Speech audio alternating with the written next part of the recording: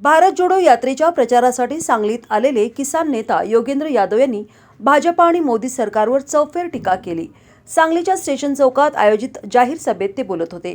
आम्ही लढू आणि जिंकूही असा दावा करत योगेंद्र यादव यांनी भाजपाकडे ईडी, सीबीआय, सत्ता, पोलीस आणि आता मीडिया हे सगळेच आहेत, मात्र आमच्याकडे भारत माता आहे असा दिवार चित्रपटातील डायलॉग मारत योगेंद्र यादव यांनी केंद्र सरकारची खिल्ली उडवली। या सभेत राहुल गांधी यांच्या भारत जोडो यात्रेत सहभागी होण्याचे आवाहनही यादव यांनी सांगलीकर जनतेला केले। पिछले 2-2.5 वर्ष में देश के सभी परिवारों की स्थिति पहले से थोड़ी सी डाउन हुई ना। आय कम हुई, कभी अस्पताल जाना पड़ गया, तब तो कुछ प्रॉपर्टी बेच के ही लोग बाहर आए वहां से। आंकड़े बताते, और ये मन से नहीं बता रहा मैं, एक ऐसी मैगजीन है, फोर्ब्स नाम है, जो प्रतिदिन दुनिया के 100 सबसे अमीर लोगों की संपत्ति का ब्यौरा प्रतिदिन देती है। वेबसाइट पे होती है, बच्चे को बता देना। फोर्ब्स, FORBES, फोर्ब्स मैगजीन है। वो बच्चा आपको गूगल पे देख के अभी बता देगा। प्रतिदिन संपत्ति का ब्यौरा दिया जाता है उसमें, मैं उसमें से बता रहा हूं। और अगर झूठ बोल रहा हूंगा तो सरकार मेरे साथ क्या करेगी आप जानती हैं। जब 97% लोग, 97% लोग नीचे जा रहे हैं, एक व्यक्ति है जो ऊपर जा रहा है। 18 गुना जिसकी संपत्ति बढ़ रही है। अगर ये बात देश में सब लोगों को पता लग जाए, अगर लोगों को पता लग जाए कि उसका खासम खास दोस्त कौन है, दिल्ली से कौन फोन करवाता है उसको कॉन्ट्रैक्ट दिलवाने के लिए, टेंडर दिलवाने के लिए, देश के सारे पोर्ट उसकी जेब में कैसे आ गए, देश के सारे एयरपोर्ट आज अडानी की जेब में क्यों जा रहे हैं, जब ये सच देश को पता लग जाएगा तो क्या होगा, किसी की कुर्सी हिल जाएगी। दिल्ली में बैठे हुए कुछ लोगों की कुर्सी हिल जाएगी। ये बात आपको और मुझे पता ना लगे, इसके लिए क्या हो रहा है, हिंदू मुसलमान, हिंदू मुसलमान, हिंदू मुसलमान, हर बात पे हिंदू मुसलमान। पर्दा डाल दो, लोग भूल जाएंगे। अरे यही काम तो अंग्रेजों ने किया था।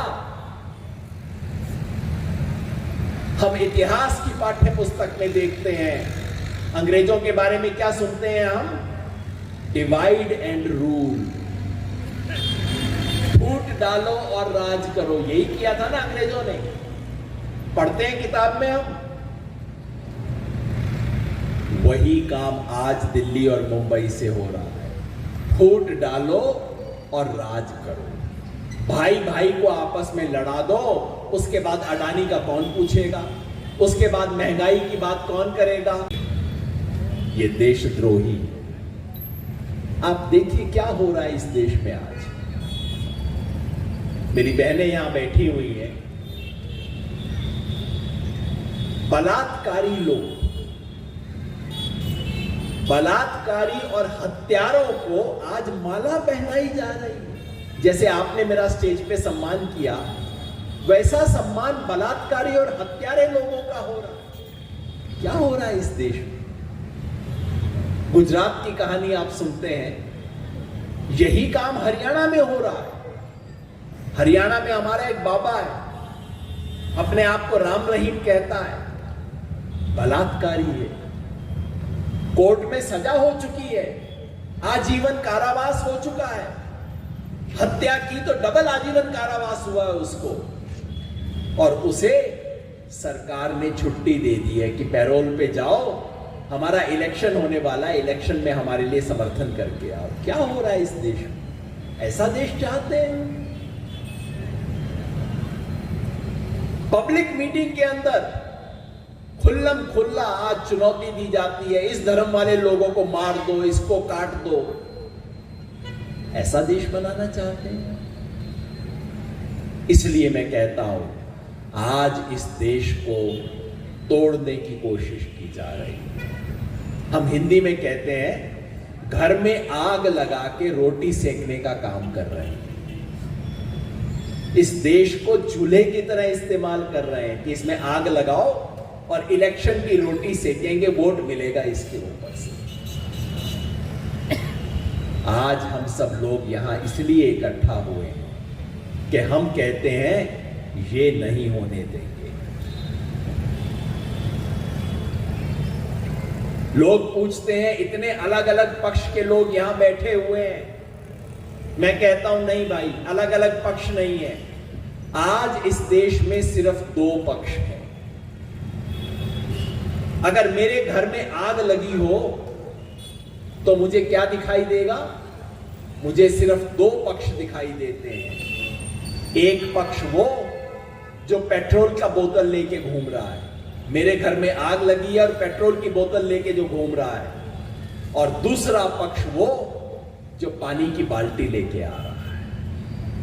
आज इस देश में यही दो पक्ष हैं। घर में आग लगाने की कोशिश हो रही है, इसलिए जो पानी की बोतल लेके आएगा, जो पानी की बाल्टी लेके आएगा, सत्ता उनके पास है, सरकार उनके पास है, पुलिस उनके पास है, सीबीआई उनके पास है, ईडी उनके पास है और मीडिया भी उनके साथ है। आप क्या करेंगे? मैं वो जवाब देता हूं जो आपको याद है, अमिताभ बच्चन और शशि कपूर की एक फिल्म थी जिसमें डायलॉग था। वो कहता है मेरे पास गाड़ी है, दौलत है, बैंक बैलेंस है, तुम्हारे पास क्या है? क्या जवाब है? मेरे पास, जरा जोर से बोलिए, उनके पास सरकार है, सत्ता है, पुलिस है, ईडी है, सीबीआई है, मीडिया है। मेरे पास भारत मां है। इस देश की 3000 साल की सभ्यता है। तुकाराम की परंपरा मेरे साथ है। आजादी के आंदोलन के संग्रामी मेरे साथ हैं। महात्मा गांधी की विरासत मेरे साथ है। बाबा साहेब अंबेडकर का संविधान मेरे साथ है। ऐसे नहीं हारेंगे, हम लड़ेंगे और जीतेंगे। कमजोर नहीं है हम लोग, खड़े होकर लड़ेंगे और जीतेंगे। मिलके मेरे साथ एक बार जरा बोल ही दीजिए कि लड़ेंगे और जीतेंगे, ठीक है ना? लड़ेंगे,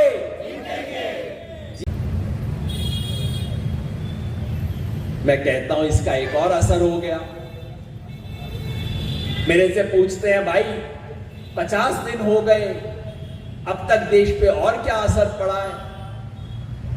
मैंने कहा देखो, एक तो असर पड़ गया। राष्ट्रीय स्वयंसेवक संघ वाले जो कहते थे मुसलमानों के खिलाफ नफरत का सिर्फ बाजार चलाते हैं, उनके सरसंघ चालक ने कहा कि हम मुसलमान इंटेलेक्चुअल से चर्चा करना चाहते हैं। मैंने कहा चलिए, भारत जोड़ो यात्रा का कुछ तो असर हो गया, इनको भी चर्चा करने की जरूरत महसूस होनी शुरू हो गई। आरएसएस के जनरल सेक्रेटरी ने कहा हमें बहुत चिंता है, देश में आर्थिक विषमता है, देश में गरीबी है, देश में बेरोजगारी है। मैंने कहा स्वागत है, वेलकम, इस देश में आपका स्वागत है। आपको पता तो लग गया कि इस देश में क्या है। इस भारत जोड़ो यात्रा ने आरएसएस वालों को बता दिया कि इस देश में गरीबी है, बेरोजगारी है। 2 महीने में अगर इतना बदलाव हो जाए तो अगले 4 महीने में तो आप समझिए क्या कुछ नहीं बदल जाएगा। 2 महीने में हालत खराब हो गई है। कांग्रेस का विरोध किया है, सड़क पे किया है।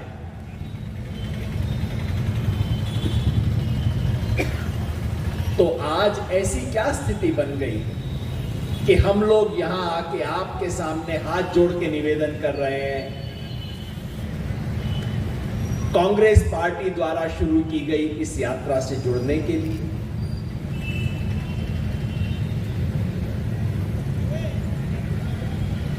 भारत जोड़ो की आवश्यकता क्यों हुई इस देश में? वो देश जिसने अपनी आजादी के लिए इतना महान संघर्ष किया, उस देश को दोबारा जोड़ने की जरूरत क्यों पड़ी है? वो इसलिए क्योंकि आज भारत को तोड़ने की कोशिश की जा रही है। और तोड़ने की कोशिश कोई बाहर के लोग नहीं कर रहे, कोई छोटे मोटे आतंकवादी नहीं कर रहे। इस देश को तोड़ने की कोशिश वो लोग कर रहे हैं जो सर्वोच्च संवैधानिक पदों पे बैठे हैं, बड़ी बड़ी कुर्सी पे बैठे हैं। वो लोग आज इस देश को तोड़ने की कोशिश कर रहे हैं।